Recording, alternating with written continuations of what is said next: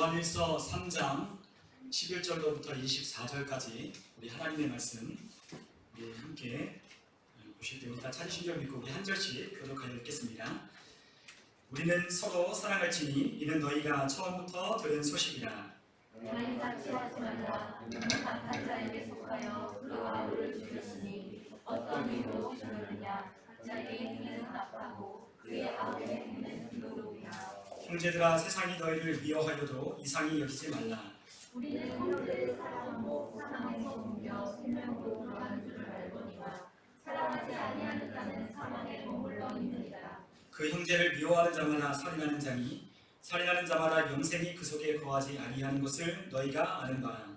그가 우리를 위하여 목을 버리셨으니 우리가 이로써 사랑하였고 우리도 형제들을 위하여 목을 버리는 것이 마땅하니라. 누가 이 세상의 재물을 가지고 형제의 궁핍함을 보고도 도와줄 마음을 닫으면 하나님의 사랑이 어찌 그 속에 거하겠느냐. 자녀들아, 우리가 말과 혀로만 사랑하지 말고 행함과 진실함으로 하자. 이로써 우리가 진리에 속한 줄을 알고 또 우리 마음을 주 앞에서 굳세게 하리니 우리는 우리 마음이 꼭 우리를 책망할 일이 있어도 하나님은 우리 마음보다 크시고 모든 것을 아시기 때문이라. 사랑하는 자들아, 만일 우리 마음이 우리를 책망할 것이 없으면 하나님 앞에서 담대함을 얻고 무엇이든지 구하는 바를 그에게서 하자니 이는 우리가 그의 계명을 지키고 그 앞에서 기뻐하시는 것을 행함이라. 그의 계명은 이것이니 곧 그 아들 예수 그리스도의 이름을 믿고 그가 우리에게 주신 계명대로 서로 사랑할 것입니다. 그의 계명을 지키는 자는 주 안에 거하고 주는 그의 안에 거하시나니 우리에게 주신 성령으로 말미암아 그가 우리 안에 거하시는 줄을 우리가 아느니라. 아멘. 네, 오늘 이 시간에 우리가 함께 우리가 서로 사랑해야 합니다라고 하는 제목으로 함께 말씀의 은혜를 나누도록 하겠습니다. 우리가 이 세상에서 가장 쉽고도 어려운 일이 있다면 저는 그렇게 생각합니다. 바로 사랑하는 것이다 라고 그렇게 생각합니다. 어떻게 곰곰이 생각해 보니까요, 사랑하는 것이 쉽기도 하고 어렵기도 하다는 것을 발견했어요. 우리가 누군가를 사랑하라고 말하면 그 사랑하는 대상을 우리가 정말로 사랑하는 대상이 아니라 하면 그 사람을 사랑하기가 참으로 힘들다는 것을 우리가 알게 됩니다. 그래서 사랑하라고 아무리 해도 억지로는 사랑이 되지 않는다는 거죠. 그렇기 때문에 사랑이 무척이나 어렵다는 거예요. 우리가 주님으로부터 우리가 사랑해야 한다라고, 또한 주님의 그 율법의 정신이 사랑이라는 것을 우리는 알고 있지만 우리가 그 사랑하라고 하는 그 명령 따라 우리가 사랑하기 힘든 것은 사랑이 그만큼 어렵기 때문입니다. 그런데 또 우리가 이 사랑이라고 하는 것을 우리가 한번 생각해 보면, 우리가 누군가를 열렬하게 사랑해서 연애할 때나 아니면 우리의 자녀를 정말로 눈에 넣어도 아프지 않을 만큼 사랑한다고 하면 그것을 왜 사랑하게 되었는지 한번 생각 한번 해보자는 거예요. 우리가 그 사람을 왜 사랑해요? 아니면 우리의 자녀들을 왜 사랑합니까? 라고 물으면 대부분의 사람들은 그렇게 이야기할 겁니다. 이유가 없다. 왜 그렇게 사랑해야 되는지 이유가 없다라고 그렇게 이야기를 할 거라는 거예요. 그래서 제가 예전에 대학생 시절에 제가 가장 친한 친구가 저에게 그런 아주 심오한 질문을 하나 했어요. 그 질문이 뭐냐면, 너는 사랑이 뭐라고 생각하냐? 그래서 저는 그때 사랑을 하고 있지 않았기 때문에 그냥 사랑은 막연하게 그냥 좋아하는 거, 뭐 뜨겁게 뭐 그렇게 좋아하는 거 그거 아닐까? 그랬더니 그 친구가 저를 한심한데 쳐다보면서 사랑이란 이유가 없는 거야 라고 저에게 한심스러운 얼굴로 쳐다보면서 아주 심오한 말을 남겼거든요. 근데 그 친구의 말이 저에게 아직도 뇌리에 각인되어 있는 거 보면 사랑이라는 건 그런 것 같아요. 아무런 이유가 없어요. 왜 좋아하는지도 모르고 왜 사랑하는지도 모르는데 그냥 사랑하는 거예요. 그 사람이 나에게 잘해주든 못해주든 그거와 상관없이 그냥 사랑하는 겁니다. 오늘 오전에도 우리 아이들과 함께 예배를 드렸지만 우리 예결이에게 아빠 사랑하냐고 물었더니 하더라고요. 그러면 윤정은 집사님 사랑하냐 했더니 사랑한대요. 그래서 아빠를 왜 사랑하지 않냐고 금방 물었더니 우리 예결이가 대답을 잘 못해요. 그런데 여러 가지 물어보니까 아빠를 사랑하는 건 맞는데 엄마보다는 조금 덜 사랑한다고 결론을 내렸어요. 하지만 어쨌든 우리가 사랑하는 것은 이유가 없잖아요. 우리 부모님이 우리를 사랑하는데 우리가 부모님께 뭘 잘해드린 것이 있나요?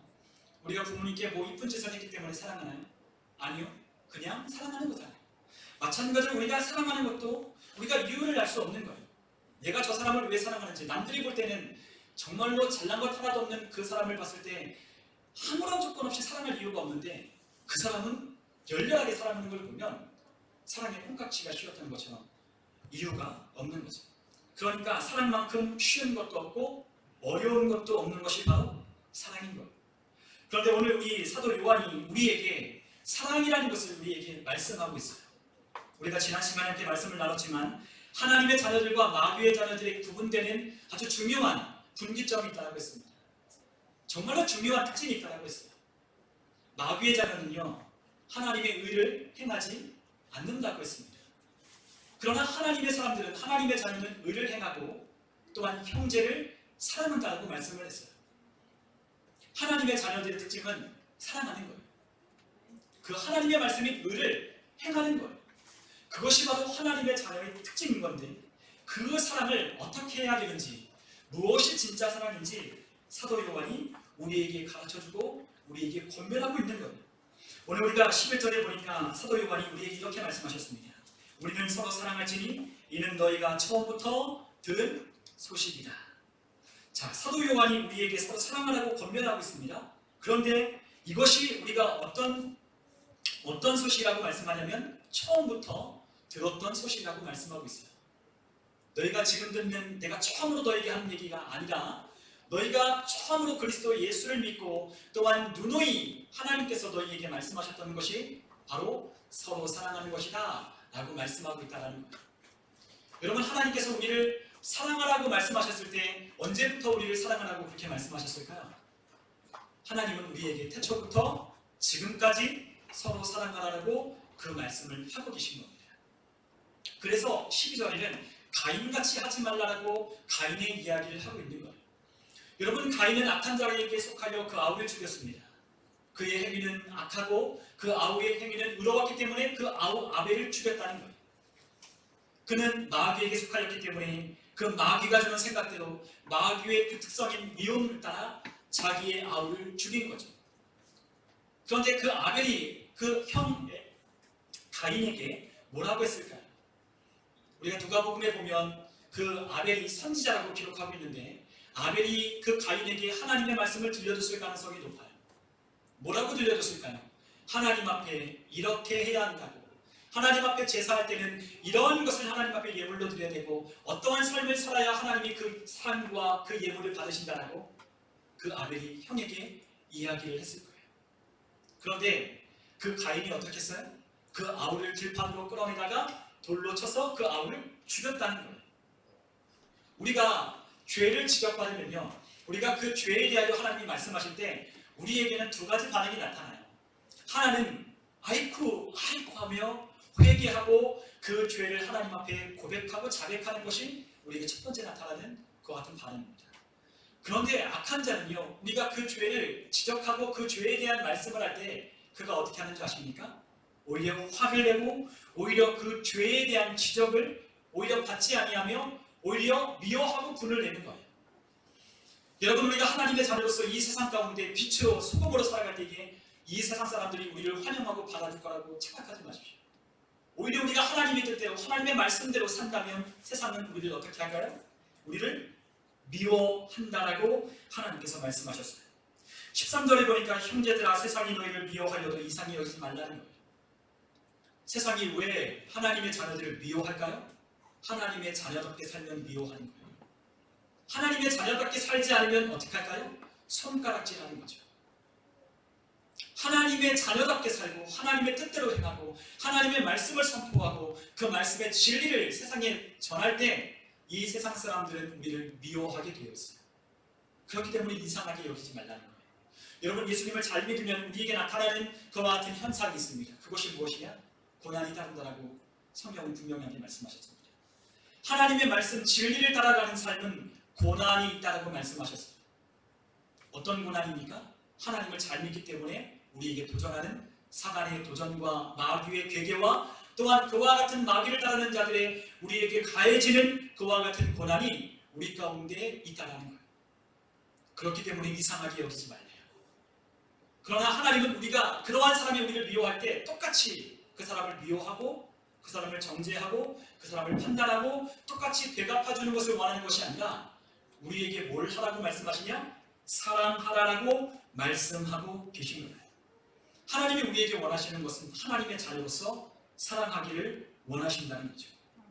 그렇기 때문에 하나님의 자녀는 형제를 사랑함으로 사망에서 옮겨 생명으로 갔고, 그러나 이 사랑하지 아니하는 자는 사망에 그대로 머물러 있다라고 14절에 그렇게 말씀하셨어요. 그리고 15절에 뭐라고 이야기하냐? 형제를 미워하는 자마다 살인하는 자니 살인하는 자마다 영생이 그 속에 거하지 아니하는 것을 너희가 아는 바라, 그렇게 말씀하십니다. 우리가 알고 있대요. 살인하는 자는 어떠한 자라? 영생이 그 속에 없다는 것을 우리가 이미 알고 있다는 거죠. 여러분, 미워한다고 우리가 그 미워하는 것이, 그것이 바로 하나님의 자녀가 아닌 마귀의 자녀의 특성이라는 것을 안다면 우리는 우리 마음 가운데 찾아오는 그 미움을 우리는 내어버릴 수밖에 없는 거예요. 미워할 만하다고 미워할까요? 아니요. 그 미워하게 하는 것은 마귀이기 때문에 미움이 찾아올 때 그 미움을 유산시켜버리고 하나님의 사랑을 취하는 거예요. 미워하는 것은 마귀에게 속한 겁니다. 그리고 그 마귀가 행하라고 하는 그 우리를 부추기는 그 괴계인 거예요. 그렇기 때문에 하나님의 사랑은 미워하는 자마다 영생이 그 속에 없다는 것을 알기 때문에 우리에게 미움이 찾아올 때 나는 미움을 선택하는 것이 아니라 오히려 그 사람을 사랑하기로 결심하는 거예요. 그런데 내 힘으로 사랑할 수 없다고 했어요. 우리의 힘으로 그 사람을 사랑할 수 없다고 했어요. 우리가 그 사람이 나에게 정말로 미울 짓만 하는데, 나에게 그렇게 온갖 욕을 하고 온갖 비방을 하고 온갖 나에게 못된 짓만 하는데 어떻게 사랑할 수 있겠어요? 내 힘으로는 사랑할 수 없지요. 그러나 미워하는 자는 영생이 그 안에 없다는 것을 아는 자는 미워하지 아니하고 오히려 사랑할 수 있도록 하나님께 도움을 요청하는 거예요. 그런데 내 힘으로 사랑하는 게 아니라 16절에 보니까 이러한 사랑으로 사랑하라고 우리에게 말씀하셨어요. 우리 한번 16절에 있는 말씀, 3장 16절에 있는 말씀을 우리 같이 한번 읽어보겠습니다. 함께 읽습니다. 그가 우리를 위하여 목숨을 버리셨으니 우리가 이로써 사랑을 알고 우리도 형제들을 위하여 목숨을 버리는 것이 마땅하니라. 아멘. 우리에게 진실한 사랑을 하나님께서 보여주셨어요. 그 진실한 사랑이 뭐냐? 우리를 위하여 그 예수 그리스도가 목숨을 버리셨다는 거예요. 그것이 무엇이다? 진실한 사랑이라는 겁니다. 우리는 사랑이라는 것을 여러 가지로 정의할 수 있어요. 우리가 남녀가 만나서 불꽃 튀는 사랑하는 것, 그것을 사랑이라고 정의할 수 있을 겁니다. 아니면 우리가 너무나 좋아하고 관심을 갖는 것, 그것 내가 사랑하는 것이라고 생각할 수 있어요. 그러나 하나님은 우리에게 진실한 사랑을 말씀하셨는데, 그 진실한 사랑은 무엇이라고 이야기를 하냐? 우리 주 예수 그리스도가 죄인인 우리를 위하여 십자가 달려 죽으셔서 생명을 주신 것을 바로 진짜 진실한 사랑이라고 말씀하고 있다는 거죠. 그렇기 때문에 그러한 사랑을 받은 자, 그러한 사랑으로 구원받은 자는 어떻게 해요? 형제들을 위하여 무엇합니까? 나도 목숨을 내어버리는 것이 마땅하다는 거예요. 우리가 로마서 5장 7절에서 8절에 보면 이러한 말씀이 있습니다. 우리 한번 앞에 있는 말씀, 우리 같이 한번 로마서 5장 7절에서 8절에 있는 말씀을 한번 같이 한번 읽어보겠습니다. 의인을 위하여 죽는 자가 쉽지 않고 선인을 위하여 용감히 죽는 자가 혹 있거니와 우리가 아직 죄인 되었을 때에 그리스도께서 우리를 위하여 죽으심으로 하나님께서 우리에 대한 자기의 사랑을 확증하셨느니라. 아멘. 죄인을 위하여 죽는 자가 쉽지 않대. 그리고 선인을 위하여 용감히 죽는 자가 간혹 있다라고 합니다. 그런데 우리가 죄인 되었을 때에 그 죄인인 우리를 위하여 누가 죽으셨어요? 죄 없으신 하나님의 아들 예수 그리스도가 우리를 위하여 대신 죽으셨대요. 하나님, 뭐가 도대체 사랑입니까? 하나님, 정말 나 사랑하는 거 맞습니까? 라고 하나님 앞에 그 사랑에 대해서 물을 때 하나님께서 우리에게 대답하시는 것이 있어요. 내가 품 안에 있는 가장 사랑하고 아끼는 그 독생자를 널 위하여 내어주지 않았냐? 그것이 바로 사랑이다 라고 말씀하시는 거예요. 그것이 사랑이에요.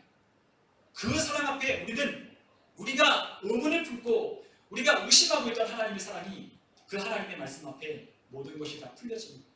아, 그처럼 날 사랑하시는 거야. 그렇게 날 사랑하시는 거야. 이게 바로 진짜 사랑이구나 라는 것을 우리는 하나님의 아들 예수 그리스도를 통해서, 그분이 우리를 위해 대신 죽으신 그 사건을 통해서 우리가 알게 되는 거예요. 그래서 이 사랑받은 자는 우리의 형제를 위해서 어떻게 해요? 목숨까지도 내어줄 수 있다는 거예요. 여러분, 초대교회 성도들이 자기 형제들을 위하여 자기의 목숨을 내어줬습니다. 자신의 것을 아낌없이 내어줬어요. 여러분, 오늘날 우리가 살아가는 우리들에게 목숨을 요구하며 우리에게 사랑을 증명하라고 하는 이웃은 없을 거예요. 그러나 이러한 사람들은 있을 겁니다. 죽음과도 같은, 정말로 굽히기 어려운, 차라리 자존심을 굽히는 것보다 차라리 나에게 죽음을 택하라고 생각하는 자존심이 강한 사람들도 있어요. 그런데 어떤 사람에겐 자존심을 굽혀야 할 때가 올 수도 있어요. 그리고 또 어떤 사람은 너무나도 내가 사랑했던 내 아내를 형제들을 위하여 포기해야 할 때도 있어요. 어쩌면 우리가 가지고 있는 이 경제적인 유익 또한 내 경제적인 바탕을 형제를 위하여 과감없이 내어주어야 할 때도 우리에게 요구로 찾아올 수도 있을 겁니다. 목숨은 내어주지 않았지만 형제를 사랑하기 위하여 기꺼이 그것을 필요로 한다면, 그것을 우리에게 요구한다면 그것을 내어줄 수 있어야 하는 것이 바로 그리스도인이라는 거예요. 그리스도인은 하나님으로부터 사랑을 받았습니다. 그렇기 때문에 그 사랑받아서 형제를 사랑하는 겁니다. 오늘날 이 나라에 하나님의 사랑을 입은, 하나님의 사랑으로 구원받은 많은 선교사와 많은 하나님의 사람들이 이 땅 가운데 찾아왔어요. 1800년대 후반, 1900년대 초반, 그리고 우리나라가 6.25 전쟁 가운데 쑥대밭이 됐을 때 많은 하나님의 사람들이 이 나라에 왔습니다. 그리고 무너져가는 이 땅 위에 학교를 세우고 교회를 세우고 병원을 세우고 그리고 온갖 고아원과 그리고 사회사업을 그들이 다 했어요. 아무도 돌보지 않는, 한국 사람이 한국 사람을 돌보지 않는 이 황무지와 같은 이 땅에 그 파란 눈의 눈동자를 가진 사람들이 이 땅에 와서 그리스도의 사랑이라고 하는 그 기치를 걸고 병원을 세우고 학교를 세우고 교회를 세워서 이 땅에 있는 국민들을 계몽했다는 거예요. 그래서 이 나라가 지금 이렇게 부강한 나라가 됐어요. 그리고 그들은 이름도 없이 빛도 없이 이 나라에서 사라져갔습니다. 제가 예전에 살았던 저 마포에 있는 그 양화진 가면 거기에 많은 선교사님들의 무덤이 있어요.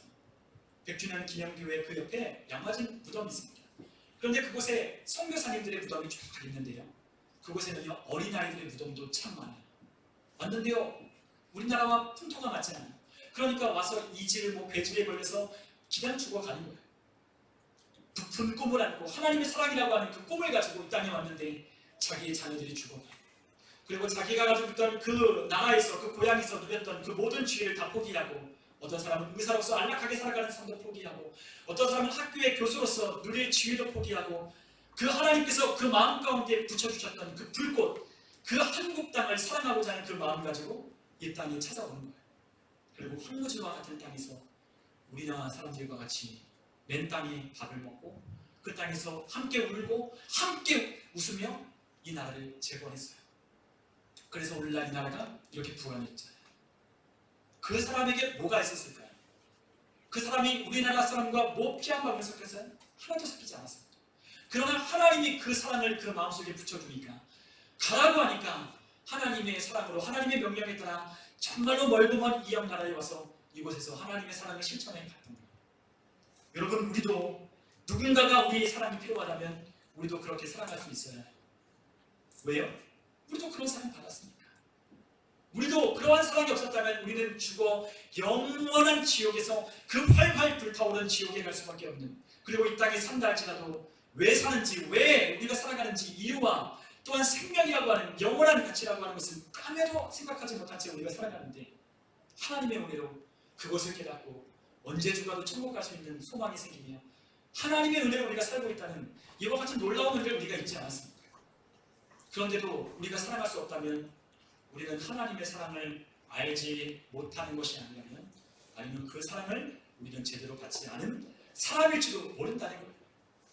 여러분, 우리는 그렇게 사랑해야 돼요.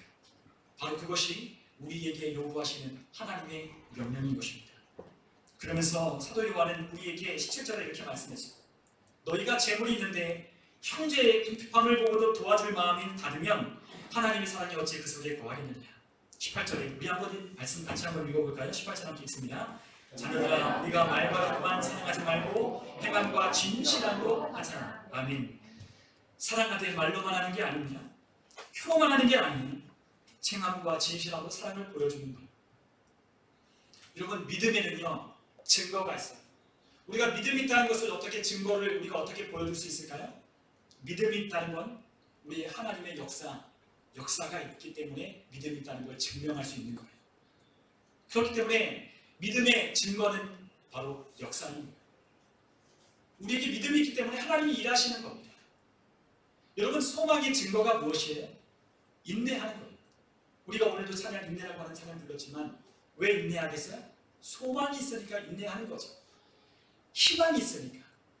이 땅이 어그러지고 폐역하고 이 땅이 흉흉한 소문이 돈다 할지라도, 그리고 코로나19가 전혀 잡힐 것 같지 않는 이와 같은 엄청나게 중대한 시국 가운데도 우리가 소망을 갖는 것은 이 세상이 아니라 하나님께 있기 때문에 인내하는 거예요. 하나님을 바라보며 인내하는 거죠. 그 사람이 바로 소망이 있는 거예요. 그러면 사랑의 증거는 무엇이냐? 수고가 있는 거예요. 사랑은 말로만 하는 게 아니죠.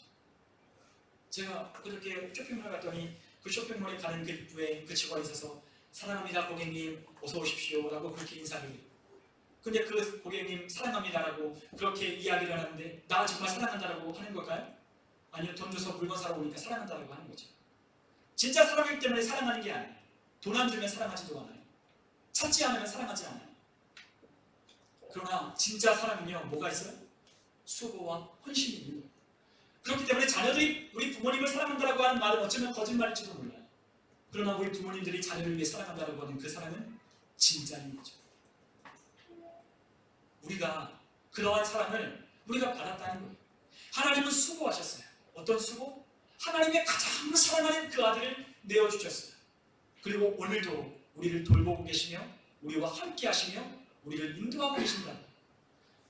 그러한 수고를 전혀 할 필요가 없는, 정말로 죄에 쪄들어 있는 우리를 하나님이 사랑하셔서 그러한 수고를 마다하지 않는 거예요. 왜요? 이유가 없어요. 우리가 잘나서도, 우리가 잘해서도, 우리가 하나님을 잘 섬겨서도 아무것도 없어요. 하나님께 내세울 것이 아무것도 없어요. 그런데 하나님은 우리를 그냥 그저 사랑하는 거예요. 이유가 있어요? 없어요. 그냥 사랑하시는 거예요. 하나님이 우리를 사랑하실 때 어떻게 했어요? 행함과 진실함으로 우리를 사랑한 것처럼, 우리를 사랑한다고 말만 하는 게 아니라 행함과 진실함으로 사랑하라는 거죠. 여러분, 우리가 결혼했을 때 우리 남편과 아내를 만나셨을 때 어떠셨나요? 정말로 우리가 사랑했잖아요. 저도 우리 아내를 그렇게 사랑해서 결혼했어요. 그런데 그 열렬히 사랑했던 그 뜨거운 그 사랑의 불꽃이 오래 가던가요? 아니면 금방 사라지던가요? 1년이 가든가요? 3년이 가든가요? 5년이 가든가요? 지금까지 그 사랑이 불타오른다면 그분들은 지금 박물관에다가 전시를 해야 합니다. 세계 기네스북에 세상에 이런 일이 지금 보여줘야 해요. 그러한 사랑이 지금 우리에게는 없잖아요. 그렇게 사랑한다고 사탕발림처럼 이야기했던 그 뜨거웠던 사랑, 그 사랑하는 사람에게 지갑을 열어도 아깝지 않는 그 사랑. 여러분, 사랑한다면 지갑을 여시면 돼요. 사랑을 하면요, 지갑을 연대요. 그런데 우리 아내가 뭘 해야 된다고 하면요, 아까워서 지갑을 닫아버리잖아요. 요즘 남편분들 우리 아내들에게 찾는 신세 되지 않으셨습니까? 뭐 사고 싶어도 말을 할 수 없어요. 뭐 산다 하면 그거 왜 사냐고 벌써부터 나올 것이 뻔하기 때문에 가끔은 몰래 사기도 하고 숨기기도 하고 그렇지만 어쨌든 그런 사랑의 유통기한이 얼마 가지 못한다는 거예요. 그런데 하나님께서 우리를 사랑하라고 하는 것을 우리에게 보여주셨어요. 실물로. 어떻게 보여주셨습니까? 하나님께서 아담을 지으시고 그 아담을 잠들게 하신 다음에 아담의 갈비뼈를 취하여 아내를 만드셨잖아요. 아담 만드신 것처럼 그냥 흙으로 하와도 만드셨을 수 있어요. 그런데 왜 하와는요? 왜 갈비뼈를 취해서 만들었을까요? 아담의? 그것은 사랑의 수고가 필요하다는 걸, 희생이 필요하다는 걸 알게 하여 주기 위하여 우리에게 그 창조의 모습을 보여주신 것 아닌가 생각하게 되는 거예요. 여러분, 우리가 아내를 그렇게 사랑하는 거예요. 여러분, 갈비뼈가 뽑혀나가면 얼마나 아프겠어요? 갈비뼈를 그냥 주먹으로만 쳐도 아마 아픈데 그 갈비뼈를 그냥 뜯어내가지고 그 갈비뼈에다가 살에 붙여서 아내를 만들었다면 얼마나 귀한 존재일까요? 사랑은요, 수고하는 거예요. 희생하는 거예요. 내 아내가 그러한 존재라는 걸 아는 자는 그렇게 사랑하는 거예요. 사랑은 그냥 말만 한다고 되는 것이 아닙니다. 어떤 한 집사님이 남편 때문에 너무너무 힘들어서 한 목사님을 찾아와서 신앙 상담을 했대요. 그랬더니 목사님이 그 아내 되시는 그 집사님에게 여러 가지를 물었어요. 아, 그러십니까? 그런데 집사님, 하나님 사랑하시죠? 그랬더니 그 집사님이 네, 하나님 사랑하죠 라고 그렇게 대답했대요. 그리고 또 한참을 듣고 있다가 또 그 목사님이 그 집사님에게 물었대요. 집사님, 예수님 사랑하시죠? 네, 그럼 사랑하고 말고요. 날 위하여 목숨 내어주신 분을 어찌 사랑하지 않겠어요? 그리고 또 한참을 있다가 성령님 그 안에 계신 거 맞지요? 라고 물었더니 맞지요? 그런 말하는 사람에게 생명이 있는 거 당연한 거 아니겠어요? 그거 왜 물어보세요? 라고 물었는데 목사님이 뭐라고 하신지 아세요? 남편은 사랑해요? 라고 물었다는 거예요. 남편이 남편 보다가 그 남편 때문에 못 살겠다라고 목사님 찾아와서 이야기하다가 그 아내 되는 분에게 목사님이 마지막 카운트 펀치를 날리는 거예요. 남편 사랑하냐? 하나님도 사랑하고 예수님도 사랑하고 그리고 주변에 미운 그 권사님도 사랑할 수 있는데 왜 남편을 사랑 못하는 거예요? 정말로 하나님이 계신 건 맞나? 묻는 겁니다. 하나님이 우리 안에 계시면요 미워하는 사람이 있을 수 없어요. 미워하다가도요 주님이 나 같은 사람 사랑했는데 내가 그 사람 사랑할 수 없겠느냐고 저절로 고개가 숙여지는 거예요. 내가 하나님으로부터 이러한 사랑 받았는데 내가 하나님 앞에 내세울 곳이 아무것도 없는데 하나님 날 사랑하셨는데 내가 그 사람 사랑할 수 없겠냐? 라고 저절로 수긍이 되는 거예요. 그리고 오히려 하나님 앞에 회개하는 거죠. 하나님은 날 그렇게 사랑하셨는데 왜 나는 사랑하지 못할까? 왜 나에게 조금 이렇게 손해를 주는 그 사람 못 잡아 먹을 것처럼 안달이며 그 사람을 저주하며 그 사람을 향하여 온갖 뒤에서 뒷담화를 다 하는지 하나님 내 죄를 용서해달라고 하나님 앞에 회개하는 거예요. 그리고 사랑할 힘을 달라고 하나님 앞에 기도하는 거죠. 여러분 하나님이 우리를 그렇게 사랑했다는 걸 알고 하나님이 우리를 사랑하는 그 사랑을 입으면 우리에게 미워하는 것이 아니라 사랑할 수밖에 없게 되는 거예요. 그렇기 때문에 우리 하나님 앞에 그렇게 행함과 진실함으로 사랑한 사람은 우리의 마음이 굳세게 될 수 있다고 그렇게 말씀하셨어요. 우리의 마음이 진리로 그 하나님 안에 속한 그 사람은 그 마음이 하나님 앞에 굳세게 하리니 19절에 그렇게 말씀하십니다. 그리고 20절에 이는 우리의 마음이 혹 우리를 책망할 일이 있어도 하나님은 우리 마음보다 크시고 모든 것을 아시기 때문이다 라고 그렇게 말씀하시는 거예요. 여러분 우리가 진실하게 사랑한다면 우리가 정말로 하나님 주신 사랑으로 사랑한다면 우리의 마음이 굳세게 될 거예요. 그런데 혹 우리가 하나님 앞에 책망할 것이 있을지도 모르겠어요. 우리가 다 하나님의 말씀을 지키는 건 아니잖아요. 그렇기 때문에 때로는 혹 하나님 앞에 책망을 받을 것이 있을지도 모릅니다. 그런데 그 하나님께서 우리의 모든 마음의 모든 것보다 크시며 모든 것을 아시기 때문에 우리가 하나님 앞에 굳세게 될 수 있다고 역설적이게 말씀하셔요. 그 말씀이 뭐겠어요? 하나님이 우리의 마음을 다 아시기 때문에 우리가 하나님의 말씀을 진실함과 행함으로 지킬 수 있게 된다는 거예요. 저는 가끔 그런 생각해봐요. 만약에 하나님이 안 계시다면, 만약에 하나님이 날 안 보고 계시다고 한다면 내가 어떻게 살까? 여러분 어떻게 사시겠어요? 하나님 안 계신다고 하면 어떻게 사실까?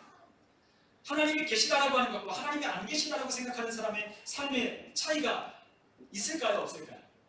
있겠죠. 하나님이 계신다라고 믿는다면, 하나님이 날 보시고 계신다라고 믿는다면, 하나님이 내 마음을 다 아신다라고 믿는다면 우리는 그렇게 살 수 없다는 거예요. 여러분 우리가 하나님이 우리를 알고 있다는 것이 얼마나 우리의 마음을 굳세게 하는지 여러분 아셔야 해요. 그것이 오히려 어떨 때는 우리에게 부담이 될 수 있지만 하나님이 나를 보고 계시고 나와 함께 하신다는 것을 알기 때문에 우리가 하나님의 말씀을 따라 살 수 있는 거예요.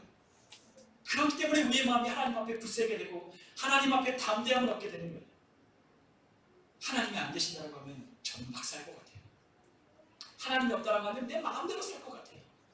그런데 내 마음대로 사는 게 행복할까요? 아니요, 그것만큼 지옥인 것이 없을까요? 내 마음대로 하고 싶은 대로, 내가 원하는 대로, 내가 갖고 싶은 대로, 내가 하고자 하는 대로 다 하고 살면요, 그게 바로 지옥이에요. 하나님이 나를 보고 계시다는 것을 알고 그 안에서 사는 것이야말로 행복한 겁니다. 하나님이 책임져 주시고 하나님의 울타리를 정해주셔서 우리가 밖에 나가야 되는지 안에 거야 되는지 무엇이 옳은 건지 무엇이 그런 건지 나에게 알려주시는 것이 얼마나 내가 감사한지 몰라요. 그렇기 때문에 하나님 안에서 진리 가운데 속하여 하나님의 말씀에 따라 행하는 사람은 참으로 담대하게 되는 거죠. 그렇기 때문에 그 마음에 책망할 것이 없는 하나님의 말씀에 따라 사랑하되 행함과 진실함으로 사랑하는 사람은 21절에 보니까 담대함을 얻는다고 했어요. 그리고 22절에 무엇이든지 구하는 바를 그에게서 받나니 이는 우리가 그의 계명을 지키고 그 앞에서 기뻐하시는 것을 행함이니라 라고 말씀하십니다. 기도에 응답을 주신대요. 행함과 진실함으로 사랑하는 사람들에게 기도할 때 응답해 주신대요. 그 사람에게 뭐가 있어요? 담대함이 있기 때문이래요. 여러분, 우리가 죄가 있잖아요. 하나님 앞에 기도해도요, 하나님 내가 이거 하나님 앞에 아뢰니 하나님 들어주세요라고 이야기할 때, 아뢰일 때 마음이 약간 꺼리낌이 있어요. 내가 이런 얘기해도 될까? 내가 하나님 말씀 따라 살지도 않는데 하나님 이것 이뤄달라고 하나님 앞에 요청해도 될까? 하나님 말씀에 순종하지 않으면서 이 말씀을 믿고 이 말씀을 해달라고 하는 게 과연 맞을까? 하면서는 마음에 막 갈등이 들어요. 내가 이렇게 사는데 하나님 앞에 이렇게 기도한다고 해서 하나님 들으실까? 담대함이 없죠. 그런데 하나님의 말씀에 따라 행함과 진실함으로 살아가면 하나님 앞에 담대하게 갈 수 있어요. 담대함으로 하나님 앞에 서는 거예요. 그리고 하나님 앞에 기도할 때 하나님 응답해달라고 하나님 앞에 기도하되 응답해 주실 줄 믿고 기도하는 거예요. 왜냐? 그분이 날 사랑하시고 내가 그 사랑 안에 거하고 있기 때문에 담대하게 구하고 담대하게 응답받는 겁니다. 이러한 사람이 하나님이 주시는 복을 얻는 거예요. 우리가 앞에서도 봤지만 가인은 어떤 사람이었어요? 악한 사람이었어요. 악한 사람이에요. 가인이 하나님 앞에 드리는 제사는 하나님이 받지 않으셨지만 아벨이 드리는 그 제사는 하나님이 받으셨습니다. 어린 양의 피를 흘려서 하나님 앞에 제사를 드렸기 때문에 받았을까요? 아니에요. 신명기서 11장 4절에 보면 아벨이 하나님이 드리는 제사를 하나님이 받으신 이유는 믿음 때문이라고 말씀하셨습니다. 믿음 때문. 그리고 그 사람의 삶 때문이에요. 하나님이 아벨도 받으셨고요, 아벨이 드리는 예물도 받으셨습니다. 하나님은 우리가 드리는 헌물만 받으시는 것이 아니라 뭘도 받으셔요? 우리 자신을 받으시는 거예요. 하나님은 그 사람이 온전하지 못하면 하나님이 그 사람이 드리는 예물도 받지 않으십니다. 그렇기 때문에 예수님이 말씀하셨잖아요. 형제와 싸우고 다퉜는데 가서 예물 드리면 하나님이 받으신다 안 받으신다? 안 받으신다. 그럼 어떻게 해라? 가서 먼저 화해하고 오라는 거예요. 마찬가지. 죄가 문 앞에 엎드려진 그 가인의 제사는 하나님이 받지 않으셨어요. 그러나 하나님 앞에서 하나님과 동행하고 하나님과 함께하는 아벨의 제사는 하나님이 받으셨습니다. 마찬가지로 행함과 진실함으로 하나님의 명령에 따라 그의 계명에 따라 사랑하는 사람은 담대함으로 하나님 앞에 기도하니 그 사람도 받으시고 그 기도도 들어주시는 거예요. 그 사람이 얼마나 담대할까요? 그러니까 염려와 근심과 걱정이 없는 거죠. 왜 걱정하고 근심하는지 아십니까? 우리의 마음 가운데 근심과 걱정과 염려가 있는 이유는 하나님이 없기 때문이라고 몇 번이나 말씀드렸잖아요. 하나님이 안 계시면 근심과 두려움과 염려만 있을 뿐이지 하나님만 계시면 염려도 근심도 걱정도 싹 사라지게 돼 있어요. 기도하고 하나님의 뜻을 행하고 하나님 말씀대로 살면 담대하게 되는 거예요. 누구를 만나도 어떠한 높은 사람을 만나도 나의 목숨을 쥐었다 폈다 하는 사람 만나도 담대하게 되는 거예요. 그 사람이 하나님께 이러한 은혜를 입게 되는 겁니다. 여러분, 우리가 학교 다닐 때 학교에서 이제 공부를 하다 보면 이론도 배우고 실전도 배우고, 그런데 이론만 잘한다고 해서 실기를 잘하는 것도 아니더라고요. 그런데 이론을 아무리 빠삭해도 실기를 실전에 나가서 써먹지 않으면 아무 소용이 없잖아요. 우리도 마찬가지예요. 우리는 너무나 잘 알고 있어요. 하나님이 우리에게 주신 가장 큰 계명이 뭐냐? 하나님 사랑하고 이웃 사랑하는 거 알고 있어요. 근데 알면 뭐하냐는 거죠. 알면 뭐하냐는 거예요. 아는 것으로 끝나는 것이 아니라 뭐 해야 된다? 행함과 진실함으로 사랑해야 되는 거예요. 그런데 우리 안에 그 사랑은 누가 하게 하시냐? 하나님이 사랑하게 하시는 거죠. 그 하나님이 우리를 사랑했듯 그 사랑을 받은 자는 그 사랑을 줄 수 있는 자가 되는 거예요. 우리에겐 그 사랑이 없어요. 우리에겐 죄로 찌들어있기 때문에 미움과 다툼과 시기와 질투와 살인과 분쟁과 온갖 더러운 것들만 우리 안에서 갈 뿐이지 우리 안에서 사랑이라고 하는 것이 나올 수가 없지만 하나님이 우리 안에 오셔서 그 모든 것을 죄를 십자가의 보혈로 씻어내시고 우리 안에 그 사랑으로 가득 채우기 시작할 때에 우리 안에 있는 그 사랑으로 우리를 사랑하게 하는 거예요. 그렇기 때문에 사랑이 어렵기도 하지만 사랑이 쉽기도 하는 거죠. 여러분, 은혜를 입어보십시오. 은혜를 입으면 하나님을 사랑하게 돼 있어요. 시키지 않아도 하나님 사랑하게 됩니다. 시키지 않아도 기도하게 됩니다. 시키지 않아도 하나님 말씀 읽고 싶게 됩니다. 그리고 형제를 사랑하고 싶고 그 형제를 위해서 무엇인가 하고 싶게 됩니다. 그리고 교회를 사랑하고 교회를 사랑하는 이 교회를 위하여 기도하고 싶어집니다. 이것이 바로 사랑의 힘인 거예요. 사랑하는 자는 막을 수 없어요. 그렇기 때문에 사랑은 죽음같이 강하다라고 아가서의 이야기를 하고 있는 것처럼 말씀하고 있는 것처럼 사랑은 죽음보다 강한 거예요. 죽음같이 강한 거예요. 이 세상에 있는 사람들은 죽음을 무서워하지만 사랑은 죽음을 이길 만큼 강한 것이 바로 사랑이기 때문에 사랑이 있는 사람을 막을 수가 없는 거예요. 그렇기 때문에 이 복음 들고 어디 가요? 험한 산지라도 달려가는 거예요. 이 복음 들고 나를 죽이고 핍박하는 자가 있다 할지라도 그 나라에 가서 이 복음을 전하고 선교사로 자원하는 거예요. 그리고 나를 미워하는 자라도 그를 위해서 기도하는 거예요. 그리고 그 사람이 나에게 어떤 짓을 해도 나는 그 사람을 사랑하리라 결심하고 사랑하며 섬기는 거예요. 그러면 그 사랑의 섬김 앞에 그 사람이 언젠가는 무릎을 꿇는 거예요. 여러분, 사랑이요 가장 강력해요. 아무리 때리고 욕하고 비방해도요 그것으로는 사랑을 바꿀 수 없어요. 그런데 사랑하자면 사랑하는 사랑이 바뀌어요. 우리의 자녀들 아무리 때리고 회초리 걷어들고 그 종아리 친다고 해서 아이들이 말 듣나요? 물론 적당한 매는 들 필요가 있어요. 그러나 그 아이를 바꿀 수 있는 근본적인 요소는 뭐냐? 그 아이를 사랑하는 거예요. 사랑함으로 매도들고 사랑함으로 교육하고 사랑함으로 안아주고 품어주고 기도해주고 그 아이를 위해서 헌신할 때 그 아이가 그 사랑을 깨닫고 변화되는 거예요. 저도 어렸을 때 신앙생활 했잖아요. 그런데 그렇게 결심하고 결단해도 대학교 들어가니까 마음대로 해요. 그런데 그 마음대로 행하는 것을 주님께서 멈추실 때가 언제냐? 하나님의 사랑을 깨닫게 될 때예요. 하나님이 나를 위하여 십자가를 내어 죽으셨다는 것을 머리로만 하는 게 아니라 진짜 나 같은 죄인을 위하여 주님이 죽으셨다는 것을 깨닫고 아니까 그 죄가 멈춰지고 그 방황이 끝나게 되고 하나님의 께로 돌아가게 되는 거예요.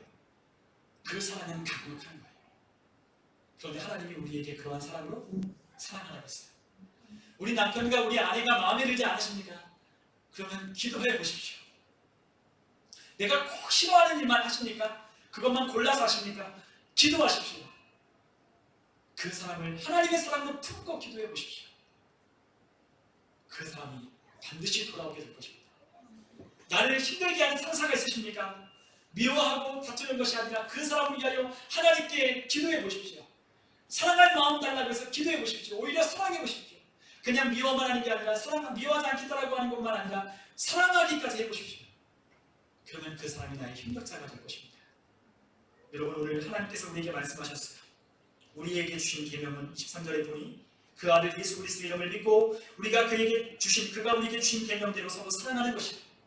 그 아들 예수 그리스도의 이름을 믿는 겁니다. 자기 백성을 위하여 그 아들이 죽으셨던 그 백성을 위하여 죄를 위하여 그분이 우리를 위해서 오셨던 것, 그 죄를 사하게 하여 오셨던 그 이름 예수 그리스도의 이름을 믿고 그 주신 계명 말씀대로 서로 살아가는 겁니다. 그의 계명을 지키는 자는 하나님 안에 거하는 겁니다. 그러나 그 계명 안에 거하지 않는, 사랑하지 않는 자는 그의 계명 안에 있지 않기 때문에 하나님도 그 안에 없어요. 그런데 우리가 하나님 안에 있는 것을 알 수 있어요. 어떻게 합니까? 성령님이 우리에게 알려주신 것. 우리가 하나님 안에 있다. 무엇을 알 수 있더라도 사랑하는 것을 통하여 우리가 하나님의 자녀인 것과 하나님의 사람이라는 것을 알 수 있다는 것.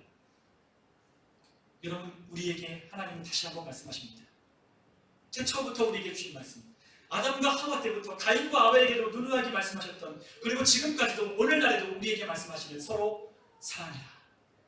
오늘 그 말씀을 우리 가슴에 심리에 새기고, 나는 할 수 없지만 하나님이 나를 위하여 아들 내어주셔서 사랑했듯 나도 그 사랑 입었기에 나도 사랑할 수 있다는 것을 깨닫고 우리 하나님 명령 따라 사랑하기를 결단하는, 사랑하기를 그냥 마음만 먹는 게 아니라 행함과 진실함으로 사랑하기까지 이르는 저 우리 모든 성도님들 다 되시기를 주님의 이름으로 간절히 축원합니다. 우리 시간 함께 기도하겠습니다. 우리 시간